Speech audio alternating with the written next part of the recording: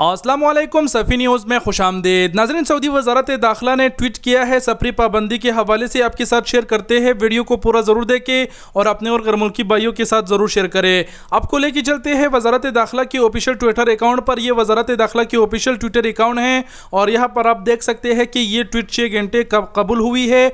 और यहाँ पर इस ट्वीट में सऊदी वज़ारत दाखिला ने कहा है कि इस फैसले पर अमल दरामद 9 अगस्त से शुरू होगा और इन्होंने सफरी पाबंदी ये लगाई है तमाम तर सऊदी शहरियों पर कि जिन शहरियों ने कोरोना वैक्सीन का दूसरा डोज नहीं लगवाया तो उन्हें इजाज़त नहीं होगा 9 अगस्त के बाद कि वो सऊदी अरब से बाहर सफ़र करे। इसके अलावा जवाज़त ने इस ट्वीट के अंदर लास्ट में यहाँ पर बताया है कि ऐसे सऊदी शहरी जो कोरोना में मुब्तला हुए थे और फिर कोरोना से सेहतियाब हुए हैं और उस 6 महीने से ज़्यादा नहीं हुए हैं तो वो सऊदी अरब से बाहर सफ़र कर सकते हैं।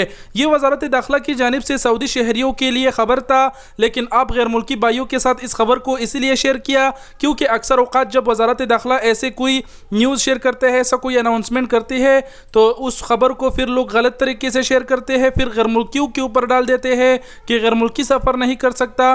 तो इसलिए पहले से ही मैंने इस चीज़ को क्लियर कर दिया कि ये खबर जो है ना सऊदी शहरियों के लिए है, गैर मुल्कियों के लिए नहीं है। सऊदी अरब में मौजूद वो तमाम गैर मुल्की जो छुट्टी जाना चाहते हैं, जिन्होंने वैक्सीन नहीं लगवाई है, वो जा सकते हैं। सऊदी हुकूमत ने गैर मुल्कियों पर वैक्सीन का कोई ऐसा पाबंदी नहीं लगाया है कि गैर मुल्की सफ़र नहीं कर सकेंगे। अगर आपने वैक्सीन 1 डोज़ लगवाया है, दूसरा 2 डोज़ लगवाए हैं, उससे कोई फ़र्क नहीं पड़ता।